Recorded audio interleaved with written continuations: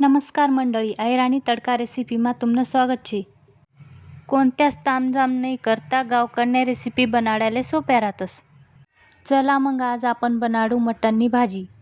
सगळ्यात पहिला आपण कुकर घेवानं, त्यामा तेल, कांदा, लसूण, जिरं, हळद टाकानं. आता त्यामा मटन टाकीन चांगलं पाणी सुटस्तव कलशी घेवानं. आता त्यामा पाणी टाकीन शिजाडी घेऊ. एक साईडले मटन शिजस्तव तवा घेऊ. त्यावर कांदा, थोडं तेल टाकीन करपी करी घेऊ.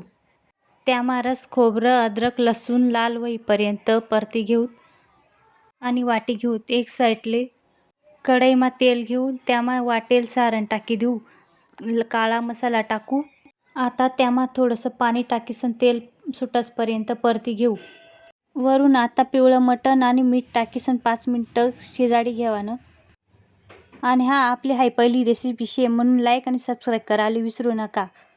आणि कमेंटमा नक्की सांगा आपली हाय रेसिपी कशी होईनी. या मग न्यारीले या मग.